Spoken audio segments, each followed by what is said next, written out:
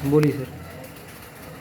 आज हम लोग क्लास में संविधान की पीस इंडिया एक 1784 के बारे में पढ़ेंगे।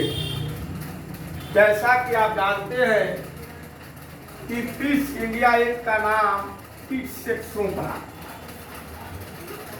ब्रिटेन का प्रधानमंत्री 1784 में हुआ पीस, और पीस के नाम पर ही इस एक्ट का नाम पीस इंडिया एक्ट कहा जाता है या पड़ा। इस एक्ट के अंतर्गत 6 सदस्यों की एक बोर्ड ऑफ कंट्रोल यानी एक अधिकार सभा का निर्माण हुआ, जिसमें सदस्यों की नियुक्ति इंग्लैंड के सम्राट द्वारा किया जाता था। इसी पीस इंडिया एक्ट के तहत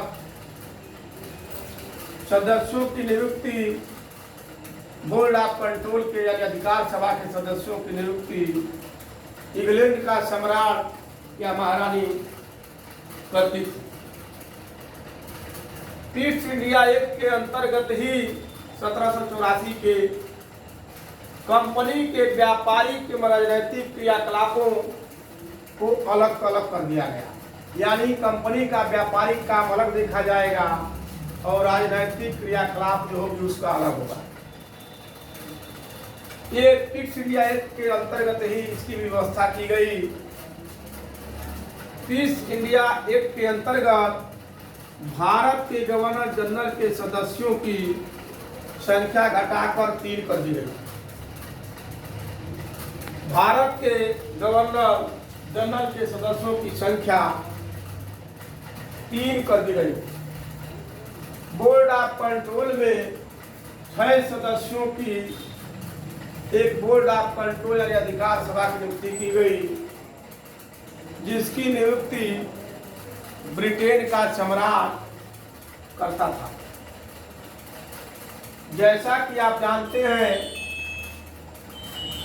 पीस इंडिया एक्ट के अंतर्गत ही शासन की सैन्य शक्ति, युद्ध, राजस्व प्रणाली को भी व्यवस्थित किया गया। पीस इंडिया एक्ट के अंतर्गत ही के कर्मचारियों को उपहार लेने पर प्रतिबंधित कर दिया गया, यानी पीस इंडिया एक्ट 1784 में कंपनी के जो अधिकारी थे भ्रष्टाचार न करने पाए, इसके लिए गिफ्ट लेने पर यानी उपहार लेने पर प्रतिबंध लगा दिया गया। जैसा कि आप जानते हैं कि आज भी हमारी नौकरशाही में भारत में आज भी गिफ्ट लेने पर प्रतिबंध लगा हुआ है, जो कि 1784 के एक्ट से हमारे भारतीय संविधान की नौकरशाही प्रभावित है। अब अगली क्लास हम लोग की कल होगी 1813 का चार्टर के बारे में हम लोग अगली क्लास में पढ़ेंगे। इसी के साथ क्लास की किसी खत्म हो जाएगी।